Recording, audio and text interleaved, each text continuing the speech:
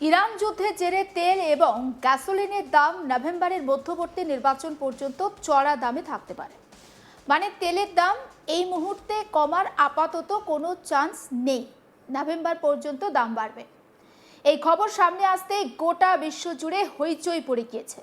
মানে দাম বাড়তে পারে, কিন্তু এখনই দাম কমছে না। মধ্যপ্রাচ্যে যুদ্ধের উত্তাপ যত বাড়ছে ততই তার প্রভাব পৌঁছে যাচ্ছে আমেরিকার ঘরে ঘরে। পেট্রোল পাম্প থেকে শুরু করে ভোট বক্স, সমস্ত জায়গায় সেই প্রভাব পড়ছে। আর এই প্রেক্ষাপটে আমেরিকার প্রেসিডেন্ট ডোনাল্ড ট্রাম্প রবিবার একটি বিস্ফোরক মন্তব্য করেছেন। তিনি বলেন, ইরানের বিরুদ্ধে সামরিক পদক্ষেপের জেরে তেল এবং গ্যাসোলিনের দাম নভেম্বরের মধ্যবর্তী নির্বাচন পর্যন্ত উচ্চ পর্যায়ে থাকতে পারে। যুদ্ধের ময়দানে কৌশলগত পদক্ষেপ যেমন বাড়ছে, তেমনই রাজনৈতিক ঝুঁকি ক্রমশ স্পষ্ট হয়ে উঠছে। মায়ামিতে সপ্তাহান্তে অবস্থানকালে এক সংবাদ মাধ্যমের অনুষ্ঠানে ট্রাম্প বলেন, দাম কমতে পারে, একই থাকতে পারে, কিংবা হয়তো কিছুটা বাড়লেও বাড়তে পারে, তবে মোটামুটি একই রকম থাকবে। তার এই মন্তব্যে স্পষ্ট প্রশাসন নিজেই অনিশ্চয়তার মধ্যে রয়েছে, বিশেষ করে যখন যুদ্ধের সরাসরি প্রভাব পড়ছে জ্বালানির বাজারে। জ্বালানি বাজার বিশ্লেষক সংস্থার তথ্য অনুযায়ী এপ্রিল মাসের বেশিরভাগ সময় ধরে আমেরিকার সার্ভিস স্টেশনগুলোতে সাধারণ গ্যাসের গড় দাম প্রতি গ্যালন $4 ছাড়িয়ে গেছে। অথচ ফেব্রুয়ারিতে এই দাম ছিল প্রতি গ্যালন $3 সামান্য নিচে, এবং গত এক বছরে তা খুবই কমেছে, অর্থাৎ $3.5 অতিক্রম করেছিল। এই হঠাৎ মূল্যবৃদ্ধি সরাসরি যুদ্ধের প্রভাবকে নির্দেশ করছে। এই সংঘাতের সূত্রপাত 28 ফেব্রুয়ারি, যখন আমেরিকা আর ইসরায়েল একেবারে যৌথভাবে ইরানের বিরুদ্ধে বোমা হামলা শুরু করে। এরপর পরিস্থিতি দ্রুত জটিল হয়। ইরান এবং তার মিত্ররা প্রতিবেশী দেশগুলোতে হামলা চালাতে শুরু করে, আর ইসরায়েলের লেবানন হিজবুল্লাহর বিরুদ্ধে ব্যাপক আক্রমণ চালায়। একাধিক ফ্রন্টে যুদ্ধ ছড়িয়ে পড়ায় পুরো অঞ্চলে এক অস্থির যুদ্ধক্ষেত্রের পরিস্থিতি তৈরি হয়। এই সংঘাতের কেন্দ্রবিন্দু হয়ে ওঠে স্ট্রেট অফ হরমুজ, বিশ্বের অন্যতম গুরুত্বপূর্ণ তেল পরিবহন পথ। ইরান যখন এই প্রণালীর গুরুত্বপূর্ণ নৌপথগুলো বন্ধ করে দেয়, তখনই বিশ্ববাজারে তেলের দাম প্রায় 50% পর্যন্ত বেড়ে যায়। এটি শুধু অর্থনৈতিক নয়, সামরিক দিক থেকেও এক বড় কৌশলগত পদক্ষেপ।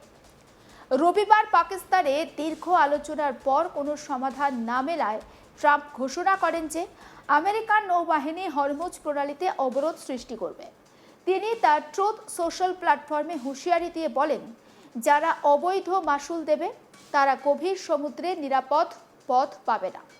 তবে কয়েক ঘন্টার মধ্যে ইউএস কন্ট্রোল কমান্ড একেবারে স্পষ্ট জানায়, এই অবরোধ শুধুমাত্র ইরানের বন্দরে যাতায়াতকারী জাহাজগুলোর জন্য প্রযোজ্য। ইরান বহির্ভূত বন্দরে যাতায়াতকারী জাহাজগুলোকে আটকানো হবে না। এই সীমিত অবরোধ কৌশল সংঘাতকে পুরোপুরি বিস্ফোরণের হাত থেকে কিছুটা দূরে রাখলেও অনিশ্চয়তা কমায়নি। বিশেষজ্ঞরা বলছেন, এই ধরনের অবরোধ পরিস্থিতিকে আরও জটিল করে তুলতে পারে, কারণ এটি সরাসরি সংঘাতের মাত্রা বাড়াতে পারে, আবার একই সঙ্গে বৈশ্বিক সরবরাহ ব্যবস্থাকে ব্যাহত করতে পারে। ইরানের সংসদ স্পিকার মোহাম্মদ বাঘের গালিবাফ এই অবরোধকে আমেরিকার বিরুদ্ধে অর্থনৈতিক অস্ত্র হিসাবে তুলে ধরেছেন। তিনি সোশ্যাল মিডিয়ায় একেবারে ওয়াশিংটনের গ্যাসের দামের একটি মানচিত্র পোস্ট করে ব্যঙ্গ করেন এবং লেখেন, বর্তমান পাম্পের দাম বেশ উপভোগ করুন, খুব শীঘ্রই $4-5 গ্যাসের জন্য লজিস্টিক হয়ে পড়বে। আর তার এই মন্তব্য যে একটা কূটনৈতিক প্রতিক্রিয়া নয়, বরং এক ধরনের মনস্তাত্ত্বিক চাপ সৃষ্টি করার কৌশল, সেটা স্পষ্ট। এতে বোঝা যায়, যুদ্ধ এখন শুধুমাত্র সামরিক নয়, অর্থনৈতিক রাজনৈতিক ময়দানেও সমানভাবে তীব্র। বর্তমানে 2 সপ্তাহের যুদ্ধবিরতি চলছে, কিন্তু নতুন অবরোধ পরিস্থিতিকে আবার উত্তপ্ত করে তুলতে পারে। বিশ্লেষকরা মনে করছেন, এই ধরনের পদক্ষেপ যে কোনো সময় পূর্ণাঙ্গ যুদ্ধে রূপ নিতে পারে। বিশ্ববাজার ইতিমধ্যেই এর প্রভাব অনুভব করছে। শেয়ার বাজারে অস্থিরতা, তেলের দামে বৃদ্ধি এবং সরবরাহ চেনে সমস্যা সব মিলিয়ে এক গভীর অর্থনৈতিক সংকটের আশঙ্কা ঘনাচ্ছে। এই যুদ্ধ আমেরিকার অভ্যন্তরীণ রাজনীতিতেও বড় প্রভাব ফেলছে। জনমত জরিপে দেখা যাচ্ছে, অধিকাংশ আমেরিকান এই যুদ্ধের বিরুদ্ধে তাদের প্রধান উদ্বেগ পেট্রোলের ক্রমবর্ধমান দাম এবং অর্থনৈতিক চাপ। ট্রাম্পের জনপ্রিয়তার হার তার দ্বিতীয় মেয়াদের সর্বনিম্ন পর্যায়ে পৌঁছেছে। রিপাবলিকানদের মধ্যে উদ্বেগ বাড়ছে যে নভেম্বরের মধ্যবর্তী নির্বাচনে তারা কংগ্রেসের নিয়ন্ত্রণ হারাতে পারে। যদি ডেমোক্র্যাটরা সংখ্যাগরিষ্ঠতা অর্জন করে তবে তারা ট্রাম্প প্রশাসনের বিরুদ্ধে তদন্ত শুরু করতে পারে এবং তার আইন প্রণয়ন কার্যক্রম আটকে দিতে পারে। সিনেট ইন্টেলিজেন্স কমিটির শীর্ষ ডেমোক্র্যাট মার্ক ওয়ার্নার ট্রাম্পের অবরোধ পরিকল্পনার কৌশল নিয়ে প্রশ্ন তুলেছেন। তিনি জানতে চেয়েছেন এই পদক্ষেপের দীর্ঘমেয়াদী লক্ষ্য কী এবং এটি আদৌ আমেরিকার স্বার্থ রক্ষা করছে কিনা। তার মতে এই ধরনের সামরিক পদক্ষেপ যদি সুস্পষ্ট কৌশল ছাড়া নেওয়া হয় তবে তা উল্টে আমেরিকার অবস্থানকে দুর্বল করে দিতে পারে। এই যুদ্ধের সবচেয়ে ভয়াবহ দিক হলো এর মানবিক মূল্য।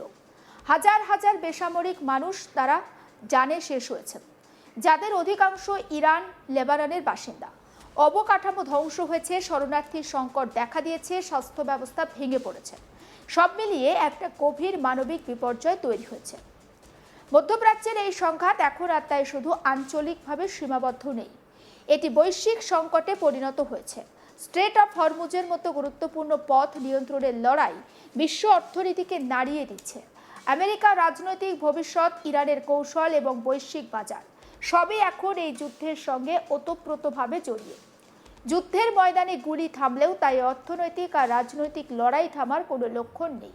বরং বলা যায় এটি এক দীর্ঘস্থায়ী সংঘাতের শুরু, যেখানে প্রত্যেকটি সিদ্ধান্তের মূল্য দিতে হচ্ছে সাধারণ মানুষকে, পেট্রোল পাম্পে, বাজারে এবং ভোট কেন্দ্রে।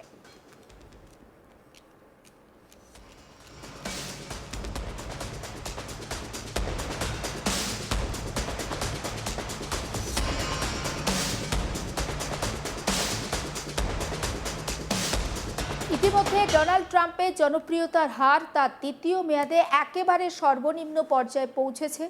রিপাবলিকানদের মধ্যে উদ্বেগ বাড়ছে এবং নভেম্বরের মধ্যবর্তী নির্বাচনে তারা কংগ্রেসের নিয়ন্ত্রণ হারাতে পারেন এমন একটা আশঙ্কা দেখা যাচ্ছে। যদি ডেমোক্র্যাটরা সংখ্যাগরিষ্ঠতা অর্জন করে তবে তারা ট্রাম্প প্রশাসনের বিরুদ্ধে তদন্ত শুরু করতে পারে এবং তার আইন প্রণয়ন কার্যক্রম আটকে দিতে পারে। সিনেট ইন্টেলিজেন্স কমিটির শীর্ষ ডেমোক্র্যাট মার্ক ওয়ার্নার ট্রাম্পের অবরোধ পরিকল্পনার কৌশল নিয়েও প্রশ্ন তুলেছেন। তিনি জানতে চেয়েছেন এই পদক্ষেপের দীর্ঘমেয়াদী লক্ষ্য কী এবং এটি আদৌ আমেরিকার স্বার্থ রক্ষার জন্য করা হচ্ছে কিনা। তার মতে এই ধরনের সামরিক পদক্ষেপ যদি কোনো কৌশল ছাড়া নেওয়া হয় তবে তা উল্টে আমেরিকার অবস্থানকে অনেকটা দুর্বল করতে পারে।